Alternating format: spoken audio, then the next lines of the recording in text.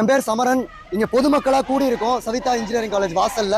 ஏன் அப்படின்னா 10ஆம் தேதி மார்ச் 2026 2 மணி அளவில் 3 செக்யூரிட்டி கார்டு சேர்ந்து ஒரு நாய்க்குட்டிய மனசாட்சியே இல்லாம அடிச்சு கொண்டிருக்காங்க.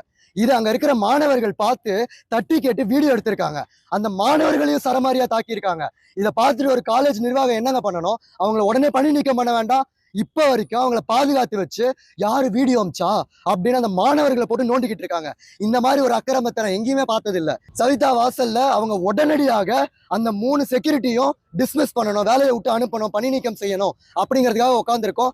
2வது கோரிக்கை என்னன்னா, எல்லா ஸ்டாஃபுக்கும் ஸ்டூடெண்ட்ஸுக்கும் விலங்குகளை காயப்படுத்துவது நமக்கு சட்டப்படி குற்றம் அப்படிங்கிற சர்க்குலர் போகணும். யூஜிசிலேருந்து கொடுத்தாங்க, தமிழக கல்வித்துறையிலேருந்து கொடுத்தாங்கன்னு எல்லா இடத்துலையும் போர்டு வச்சாங்க. நாங்கள் இனிமேல் நாயே இருக்காது, நாய்க்கு சாப்பாடு வைக்கக்கூடாது, நாயினால ரேபிஸ் வருதுன்னு. அப்போ அதே போர்டில் நாய்களை காயப்படுத்தக்கூடாது, விலங்குகளுக்கும் உரிமைகள் இருக்கு அப்படின்னு போடணும்ல. அதுக்காக இன்னைக்கு எங்களோட போறோம்.